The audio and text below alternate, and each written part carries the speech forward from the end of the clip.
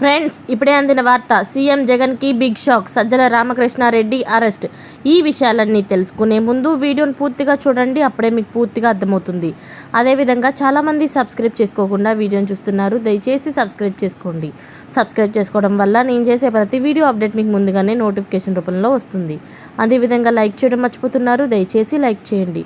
Like చేయడం వల్ల ఇటువంటి ఇంపార్టెంట్ ఇన్ఫర్మేషన్ చాలామందికి రీచ్ చేసిన వాళ్ళు అవుతాం. ఇక లేట్ చేయకుండా వీడియోలోకి వెళ్ళిపోదాం. వైకాపా ప్రధాన కార్యదర్శి, ఏపీ ప్రభుత్వ సలహాదారు సజ్జల రామకృష్ణారెడ్డిపై క్రిమినల్ కేసు నమోదైంది.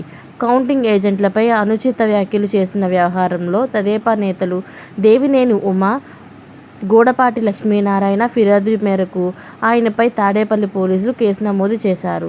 153, 505, 125 సెక్షన్ల కింద సజ్జలపై కేసు పెట్టారు. వైకాపా కేంద్ర కార్యాలయంలో బుధవారం ఆ పార్టీ చీఫ్ కౌంటింగ్ ఏజెంట్ల అవగాహన సదస్సులో సజ్జల పాల్గొని మాట్లాడారు. ఈ సందర్భంగా ఆయన అనుచిత వ్యాఖ్యలు చేశారు. మన టార్గెట్ ఇది అని దృష్టిలో పెట్టుకొని దానికి అవసరమైనవి తెలుసుకోవాలి. అవతలి వారు అడ్డం పడకుండా వారిని ఆపేందుకు ఏమేమి నిబంధనలు ఉన్నాయో చూసుకోవాలి. మనవి ఒక ఓటు కూడా చెల్లనివిగా చేస్తే పరిస్థితి రాకుండా అడ్డుకునేందుకు ఏం చేయాలో చూసుకోవాలి. అంతే తప్ప రూల్ అలా ఉంది కాబట్టి ఇలా దీని ప్రకారం పోదాం అని మనం కూర్చోకూడదు. మనకు అనుకూలంగా అవతలి వాళ్ళు ఆటలు సాగకుండా రూల్స్ని ఎలా చూసుకోవాలి, అవసరమైతే దానికోసం ఎంతవరకు ఫైట్ చేయాలనేది నేర్చుకుందాం. అందులో కౌంటింగ్ ఏజెంట్ తన వంతు పాత్ర పోషించేలా వారి మెదడు వీరు బాగాకి ఎక్కించాలి.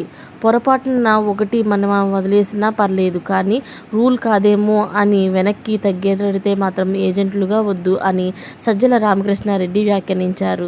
దీనిపై తెదేపా నేతలు ఫిర్యాదు చేయడంతో తాడేపల్లి పోలీసులు కేసు నమోదు చేశారు. ఇలాంటి లేటెస్ట్ అప్డేట్స్ అన్ని మీరు ముందుగా పొందాలి అనుకుంటే ఛానల్ని సబ్స్క్రైబ్ చేసుకోండి. అలాగే పక్కనే ఉన్న గంట సింబల్ని క్లిక్ చేయడం మర్చిపోకండి. Thanks for watching friends.